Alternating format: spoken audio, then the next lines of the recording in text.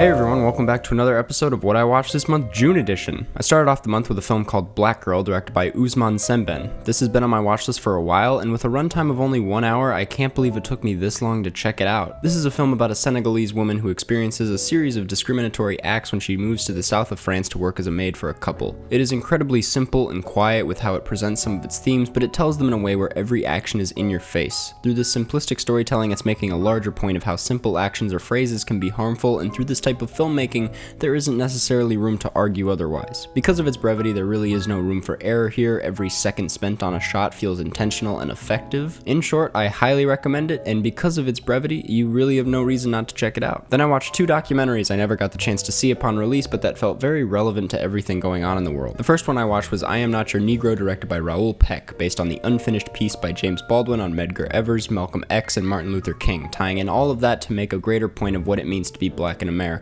It's a very heavy documentary that leaves you pretty chilled for a few reasons, and if there's one thing it really nails, it's that nothing has changed since the 60s and that the racism in the US is more deeply rooted than so many people realize. Trying to put into words what this doc is saying feels like a disservice to the doc itself, as James Baldwin's words address the subject perfectly. So for now, I'll just say that the editing is really well done. Samuel L. Jackson's narration brings the piece to life in a very chilling way, and you should definitely check this out. I also watched Ava DuVernay's documentary 13th. This one is very popular, so I'm sure I'm not the one introducing a lot of you to this, but it's about the awful prison system in the United States, the racism it's built on, and the history of it all. I actually watched this thing twice, once alone and once with my parents, because it's so fascinating and well done that it honestly deserves a rewatch, and I feel as many people should be watching it as possible. As a documentary, it just flows insanely well. It deals out information in a really accessible way, which is super important for what it's dealing with. It's on Netflix, and it's free on YouTube, so there really isn't any reason for you not to watch it. Then I watched Shirley, the latest from Josephine Decker, starring Elizabeth Moss, a biopic on Shirley Jackson. Let's get it out of the way. Elizabeth Moss bodied this performance. I didn't see The Invisible Man, but from what I can tell, she seems like the only person having a decent 2020. Decker's last film, Madeline's Madeline, had me confused but intrigued. When I think of what the future of film looks like, the first filmmakers I think of are her and the Safdie brothers, so needless to say,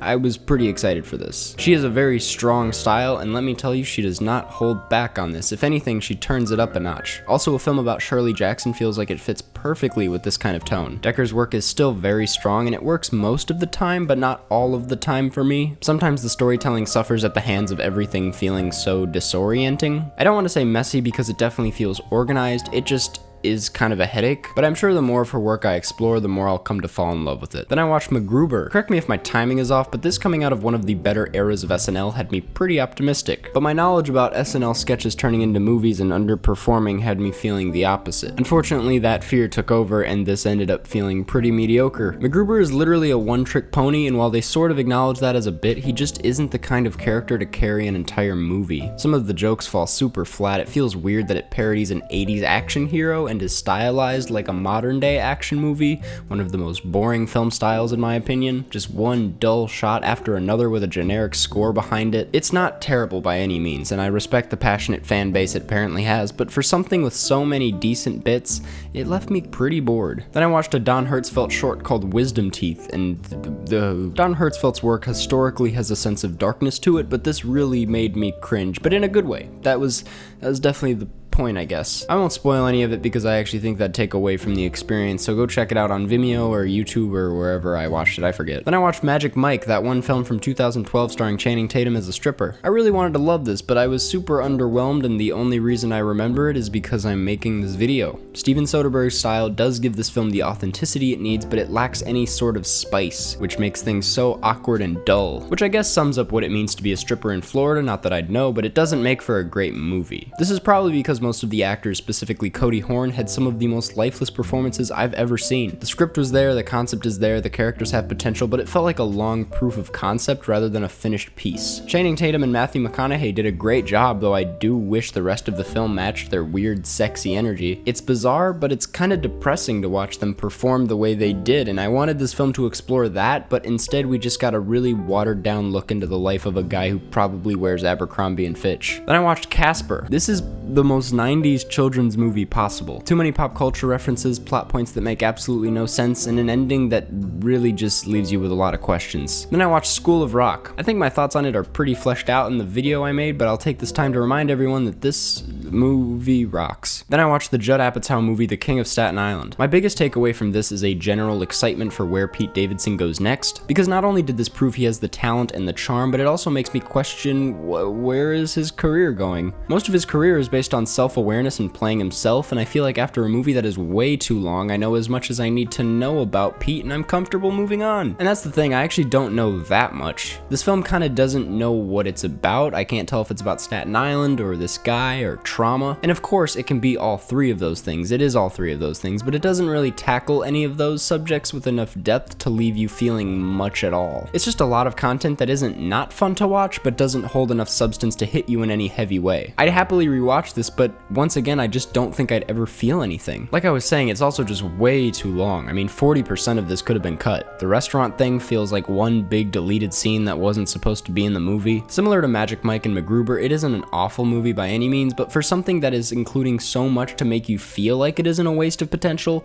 it's still a waste of potential. Then I watched Before Sunrise, finally, and Jesus Christ. I figured this would be my thing, but I didn't know it would be this good. With those two men on the train, I was there. When they listened to that poem, I was there. When they first kissed, I was there. I was there every step of the way, and I felt it all. Oh my goodness, I was so genuinely upset and frustrated when it was over the same way they were. I don't know how this film captured the feeling of falling in love so accurately and the excitement that comes with it, but it did. Like, okay, because it's cheesy and most of the time untrue, I never really get behind the whole magic of the movies thing, because you can usually figure out why something works a certain way if you think about it long enough, I guess. But my point is, forget I said any of that, throw it out the door, because this is magic. It is pure, genuine love that I believed and felt myself in a way that left me heartbroken for days. I love this movie. Then I watched Spike Lee's Da 5 Bloods. As a fan of Spike, I was pretty excited, and I was not at all let down. It was somehow everything I was expecting and way more than I was expecting. Tonally, it felt very chaotic and as though it went from moving really fast to really slow and kind of unexpected ways. It really captured a psychedelic feeling that I haven't seen anywhere else. Delroy Lindo should be getting a lot of recognition for his performance because it is fantastic and off the rails. His character in general was just really fascinating to me. The scene on the boat, I mean, come on. I love Spike Lee because of how unapologetic he is with his films, and coming off an Oscar win and a legendary status, he feels like he isn't holding back at all with this. Does this messiness work all of the time? Not really. But is this probably the most ambitious film of the year so far? Yeah. Then I watched The Graduate because I graduated. Crazy how life works like that. This was a favorite in high school, and yeah, it's still pretty sick. I wish we had more movies with this much Simon and Garfunkel, but I'm glad this is the only film they did that kind of work on because it fits perfectly. If you're wondering if it hits differently when you graduated college as a film student 2 days before watching it, it definitely does. Then I watched Bridget Jones's Diary. It's stupid, but it's cute. Then I watched Kiarostami's Where's My Friend's House. I'm kind of at a loss for words when it comes to films like this that shape my mind in ways that it wasn't like beforehand. This is not by any means a cop-out, I'm just being completely honest about how I feel about this. This made me very happy to be alive as it reminded me of a lot of wonder and importance in the things around me. The landscapes are captured in a majestic, almost fantasized way, revealing a sense of personality to the world around our main character. This film is literally about a boy trying to find his friend's house so that he doesn't get in trouble, but that in itself should tell you how much more this film is accomplishing than you think. So I followed that up with Pineapple Express. I just praised Seth Rogen, but yeah, this is definitely not a great film. I still stand by the fact that it's a pretty good screenplay. I think it just falls short in its direction. It still accomplishes everything I talked about in that video, but boy does it drag. I think that's just because a lot of this isn't my type of humor. There are some really great scenes, don't get me wrong, especially in the second half, but I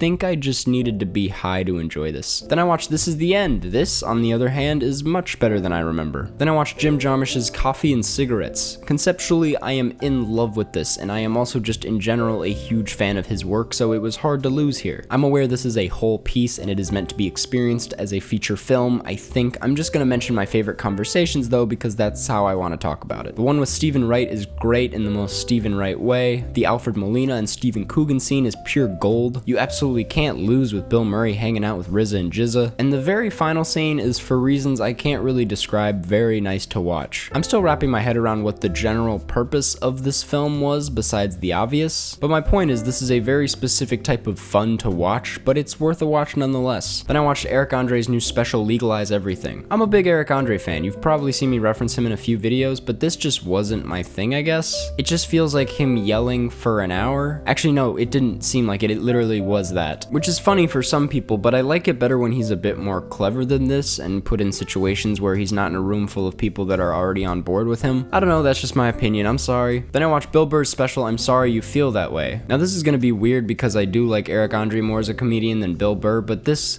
I really like this special. I just really like how it looks. The black and white fits really well, and Bill Burr delivers some of his best material of his career, in my opinion. Then I watched David Lynch's short film Fire. What the hell do you want me to say about this? Then I watched My Neighbors the Yamadas, a very underrated Studio Ghibli film. Sure, it may not have the most out-of-this-world character designs and creatures. Sure, the concept may be extremely simple. Sure, the animation style may be extremely simple, but it is extremely my thing and reminded me how much I love my family. For a film targeted for children, this thing has no right being this honest. It's hilarious, it looks beautiful, it's one giant montage that works really well. It is such a beautiful little movie that is incredibly unique and that everyone should be watching on HBO Now or on Netflix depending on where you live. Then I finished things off with Eurovision Song Contest The Story of Fire Saga. So here's the deal. When I watched this, I was like, you know what, this is a really generic take on something I knew nothing about, and it's just your run-of-the-mill comedy, and it really just feels pointless. But after I've sat with it for a few days, I've kind of realized it still is that, don't get me wrong, but it's got something to it. What I've come to realize about this film is it is not by any means the worst thing in the world, nor is it the best, but it feels like a film that set out to be carefree and fun, and I think that's exactly what you get. Will Ferrell's accent, awful. Rachel McAdams' accent, a little bit better. It's very harmless and it has a few good gags that I can't get too upset about. The question is, will I remember this next week? Probably not. And I also started Twin Peaks. More on that later. And that's what I watched this month. As you can tell, it was a mixed bag, but we move on. Anyway, check out all these films and form your own opinion. Thank you so much for watching, and I'll see you on the next one.